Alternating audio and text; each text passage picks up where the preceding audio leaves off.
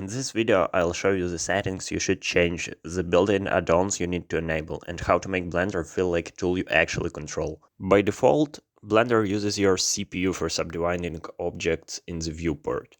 If you've got a GPU, you're not using it yet, so go to Preferences and switch Subdivision to GPU Compute.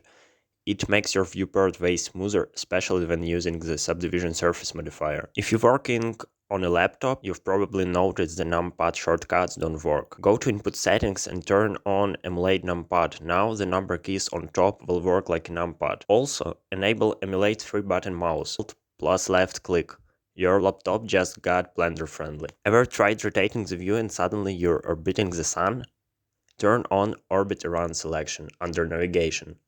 This makes Blender always rotate around the object you're working on, not the middle of nowhere. Now, if you're rendering with cycles, this one is huge.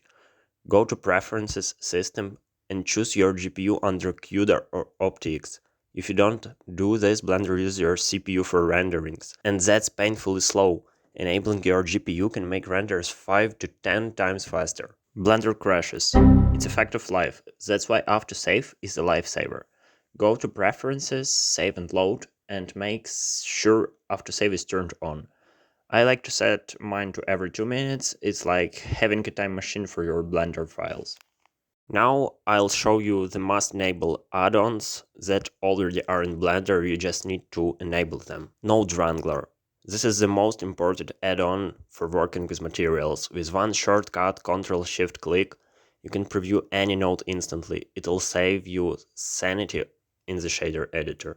LoopTools adds extra modeling features like circle, relax, and bridge.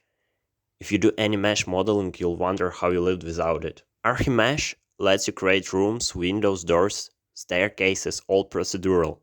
Perfect for quick interior blockouts. It's like having The Sims, but inside the Blender. BoltFactory.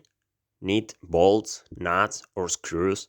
This add-on generates them automatically, no more modeling tiny hardware by hand. If you work with logos or Illustrator files, enable the SVG add-on. It lets you import vector shapes directly as curves, super useful for motion graphics or 3D logos. Alright, let's talk about the elephant, or cube, in the room. Every time you open Blender, there he is. If you want a clean scene every time, just delete the cube, camera and light, then go to File, Defaults and Save Startup File. Now, every time you launch Blender, you'll start fresh. And that's it. These are the small settings that make a huge difference. Let me know which one was new for you, or if I missed a setting you always use. Smash the like button, subscribe for more Blender tips, and give that default cube one last goodbye hug.